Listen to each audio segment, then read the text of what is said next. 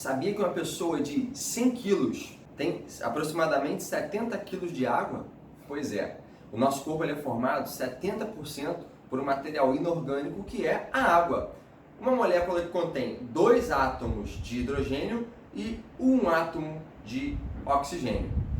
Então, é importante ter um conhecimento da estrutura e da função da água, dessa molécula, para que a gente possa entender o funcionamento do corpo como um todo. Meu nome é Diego Viana Gomes. Antes de continuar o vídeo, já dá o like aí, o gostei, ativa as notificações e se inscreve no canal para poder assistir os próximos vídeos.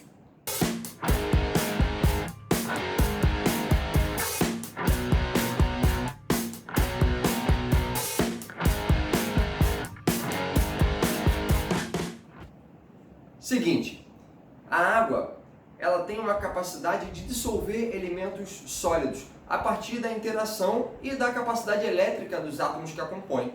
O oxigênio é um átomo que está carregado eletronegativamente, ou seja, com um sinal negativo, e o hidrogênio ele está com uma carga que a gente considera positiva. Então, a atração de uma molécula, um átomo carregado negativamente, com um átomo carregado positivamente, é grande.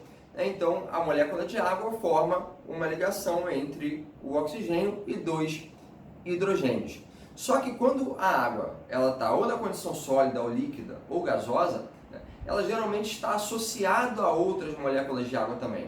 E a essa associação, essa ligação, a gente chama de ponte de hidrogênio. Quando um átomo de hidrogênio de uma molécula de água está ligado de forma fraca, a gente chama isso de ponte de hidrogênio, a um átomo de oxigênio de outra molécula. E aí o que acontece? Você bota, por exemplo, o sal, o NaCl, na água, o branquinho. O que acontece quando você coloca o sal e mistura? O sal ele desaparece. Na verdade, ele não continua ali naquela solução, só que você tem a ligação dos átomos de cloro e sódio com os átomos de oxigênio e hidrogênio. Então, essa característica da água permite que haja um carreamento de diferentes moléculas, diferentes elementos no sangue. Então, os elementos que conseguem se dissolver na água, nós chamamos de hidrofílicos. Geralmente, esses elementos eles são polares, porque eles têm carga, em grande parte, e conseguem ser dissolvidos na água e são transportados. Já existem outros elementos que não se diluem em água. Esses elementos nós chamamos de hidrofóbicos. Talvez em caso já tenha feito um experimento misturando óleo com água. O que acontece? O óleo ele não se mistura. Por quê?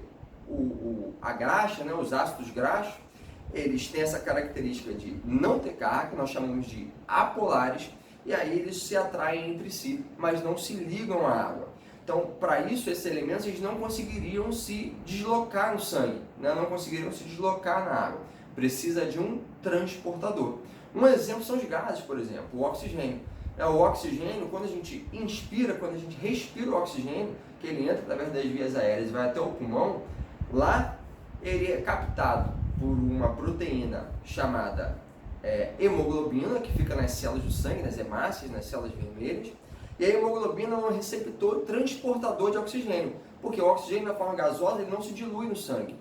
Imagina, se você não tivesse transportador, o que ia acontecer com o oxigênio sem respirar? Nunca ia chegar no pé, ele ia todo evaporar. Você enche de ar lá um copinho de água, bota um canudinho, o que acontece com o ar que você sopra? Ele sai pela parte de cima em forma de bolinhas.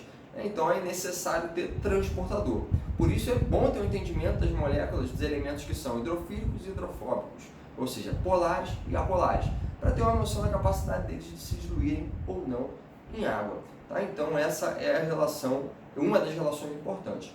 A outra é uma medida chamada potencial hidrogeniônico. Talvez você já tenha ouvido falar como pH. O que é o pH de uma molécula, o pH de uma solução?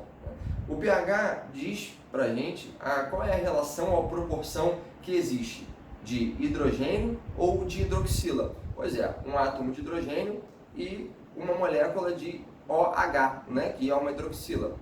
Se você fizer uma ligação, vai ver que esse átomo de hidrogênio com uma hidroxila, um OH, forma um H2O, dois átomos de hidrogênio e um átomo de oxigênio. Por que isso é importante? A água é considerada um elemento neutro, porque ele tem, na sua condição estável, um hidrogênio, uma hidroxila. Se eu aumento a quantidade de hidroxilas, o que acontece? Eu tenho um aumento da quantidade de prótons, da quantidade de hidrogênio livre. Isso está associado a uma condição de acidez, né? A gente chama os elementos que têm muito hidrogênio como elementos ácidos.